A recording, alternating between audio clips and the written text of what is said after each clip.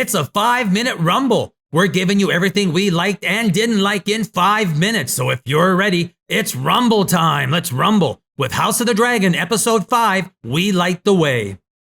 If you've watched any of Movie Rumble's previous reviews on House of the Dragon, you know how critical we've been about the writing, which lacks everything a story needs to be compelling and intriguing.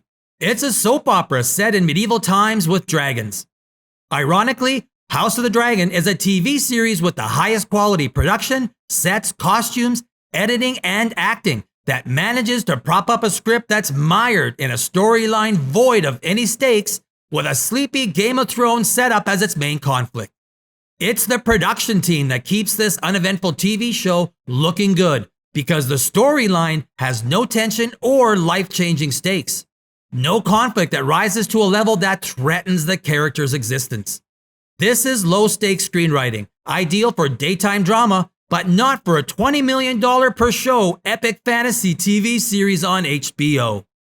In the beginning of episode 5, we meet Lady Rhea Royce, Daemon's wife in the Vale, and she just happens to have a 1 in a million horse accident when he appears on the road, while being known as being one of the best horse riders in the Vale.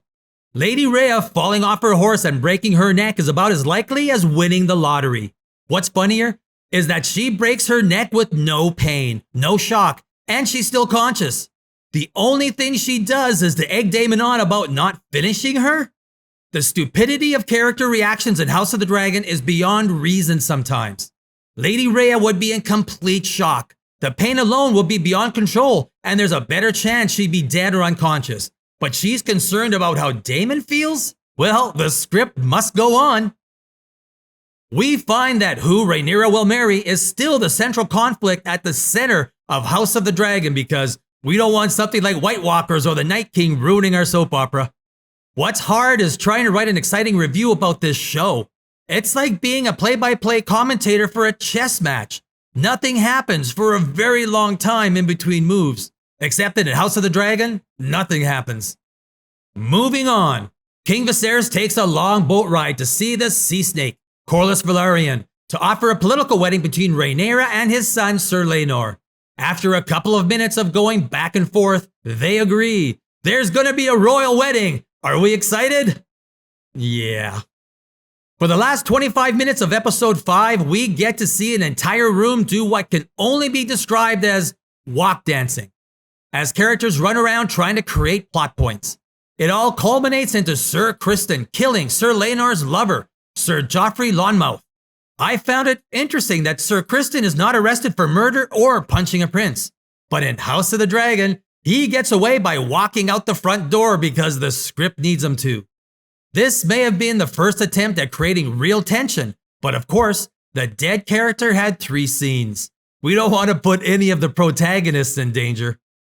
Scene after scene in episode 5, we're given a turtle's pace of urgency with no reason to stay interested in the events before us.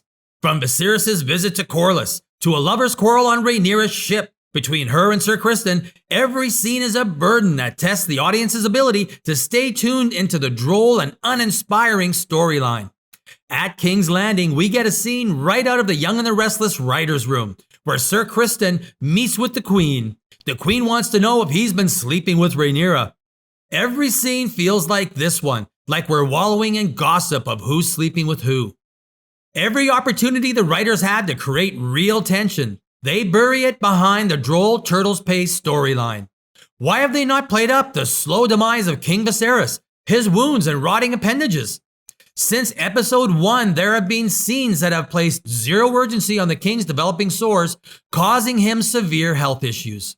In screenwriting, if the writer does not make a big deal out of something, it's no big deal, and that is exactly how audiences will view it.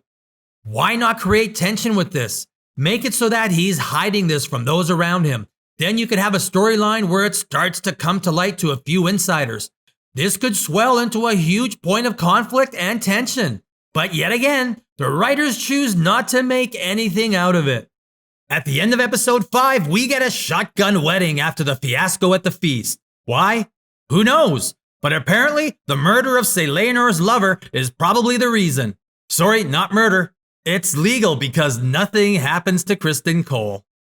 My only hope for House of the Dragon is that this war they speak of in the logline begins to work its way into future episodes, because if this show gets any slower, I'll watch the Chess Channel instead.